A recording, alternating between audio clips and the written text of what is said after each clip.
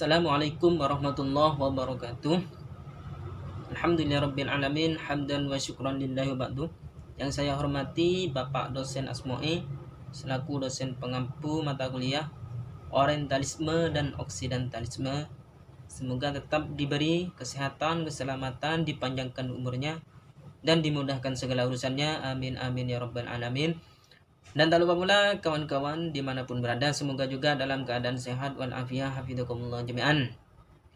Baik, pada kesempatan kali ini saya akan menjawab 5 pertanyaan tanpa harus membaca soalnya terlebih dahulu. Dalam masa perkembangannya, Orientalisme terbagi menjadi 3 masa. Yang pertama, masa sebelum Perang Salib, yang mana di masa itu umat Islam berada dalam zaman keemasannya.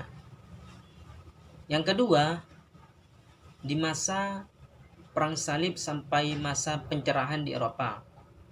Dan yang ketiga, dari masa pencerahan di Eropa sampai masa sekarang ini. Sementara Oksidentalisme ini muncul di akhir abad ke-20, yang mana di saat itu terjadi kemunduran pasca kemerdekaan Arab. Menjawab pertanyaan yang kedua, bagi Barat, Islam menjadi penghalang dan masalah terbesar dalam mencapai sebuah visi misinya.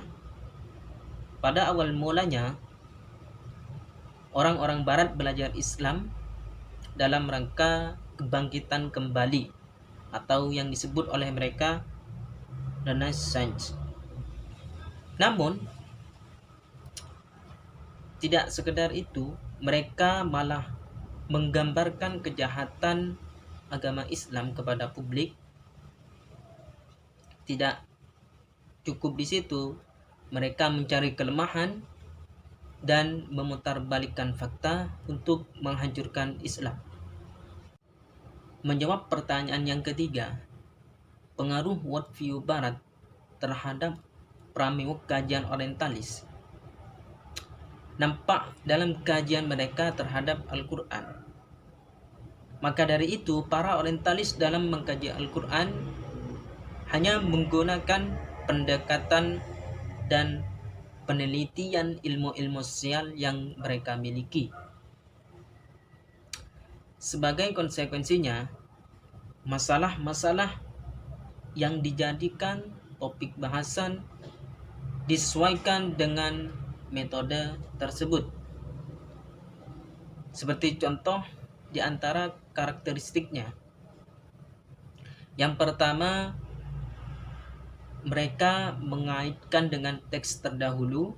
Yang kedua, mereka hanya mengutamakan nosem daripada riwayat. Yang ketiga, mereka menyoal pembentukan mushaf. Yang keempat, mereka mempersoalkan isi kandungan Al-Quran. Dan yang kelima, mereka menggunakan metodologi Bible dalam kajian Al-Quran. Dari sinilah pemahaman orientalis tampak dari motif-motif tertentu yang dipengaruhi oleh kepentingan Barat.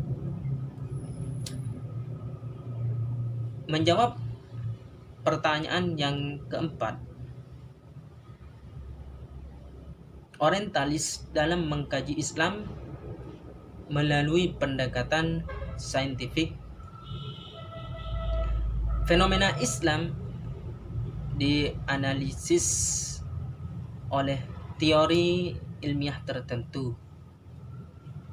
Misalnya menggunakan pendekatan historis, antropologis, sosiologis, dan psikologis, dan lain sebagainya. Menjawab pertanyaan yang kelima, pengaruh metodologi orientalis dan oksidentalisme. Di sini terbagi menjadi 2, pengaruh positif dan pengaruh negatif. Pengaruh positifnya adalah terjadi perkembangan literatur keagamaan Islam yang disusun oleh orientalis. Pengaruh negatifnya adalah pengajaran tentang Keislaman hanya mengutamakan ideologi tanpa adanya pembahasan toleransi antar agama yang secara mendalam. Orientalis dalam mempengaruhi umat Islam, mereka berkesinambungan dengan westernisasi, sekularisasi, dan liberalisasi. Sebagai contoh, beberapa kampus di Indonesia menggunakan worldview barat. Beberapa tokoh Islam di Indonesia ada yang liberal. Dan terdapat organisasi-organisasi yang dilahirkan oleh orientalis. Para orientalis terus bergerak di bidang karya tulis, ceramah, muktamar, penggalangan dana, dan mendirikan organisasi-organisasi dan lain-lain. Yang mana hal ini bisa mempengaruhi umat Islam apabila worldview-nya tidak kokoh, terutama bagi kalangan orang awam.